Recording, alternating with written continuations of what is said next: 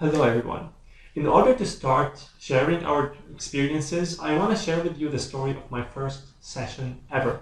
The first session was a grammar session, which is usually the easiest objective to teach. A grammar session about nouns, countable, uncountable, regular, irregular. It's also an easy objective. And I somehow messed it up. I don't know how. And actually, when the session was over, the supervisor asked me, "How do you think the session went?" And I was confused. I didn't know what to tell her. I tried my best. I talked, I explained, I drew on the board sometimes, and I started with a joke to ease the atmosphere up, and still, it was difficult.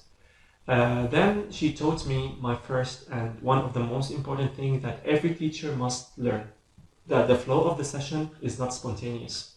You, as a teacher, you must guide the session. You must go through steps in order to teach your students.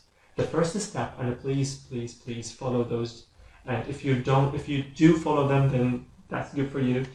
The first thing you must do is to warm up. Don't start the session directly. Warm with your students.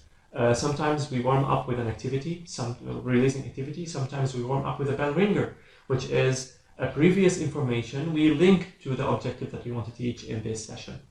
After warming up, you must start with discovery. Discovery is not about the teacher. The teacher already knows the objective. It is about the student, and how would the student come up with the rule or with the conclusion, the final outcome you want to teach.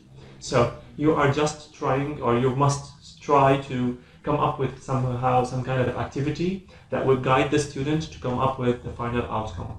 After discovery, you must end your session with summary. Summary is sometimes it might go up with you come up to this, you must summarize the final outcome of the session in general, or you might pick up a student who would also summarize the final outcome of the session. Both can be done. But actually, the flow of the session might not end with one session. You might find out that the objective itself might take more than one session to be finished. So you must continue with the flow of the session, or the flow of the objective.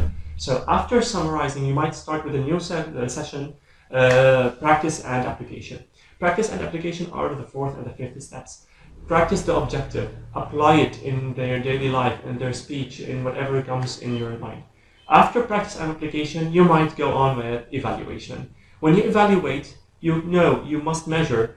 A question must come to your mind. Do my students understand the objective? Did they get what I want them to get? And when you finish evaluation, you might find two outcomes of that. You might find that they did get 60% or more. They acquired the objective. They achieved the objective. And maybe the other option is that your student didn't achieve. If your student didn't achieve, you must go through two more steps, which are support and re-evaluation. When you support, you go on through all the steps, through the discovery, through the application, through the practice, so you know where was my mistake.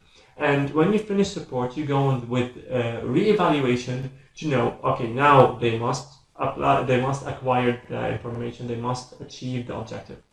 Those are the steps that must be followed in every objective. Those are the steps that I must go through in my session. Maybe not in one session, but in every session I must go through steps. I cannot go spontaneously. I cannot just improvise what I want to do in the session. I must be prepared, and I must follow those steps. Thank you.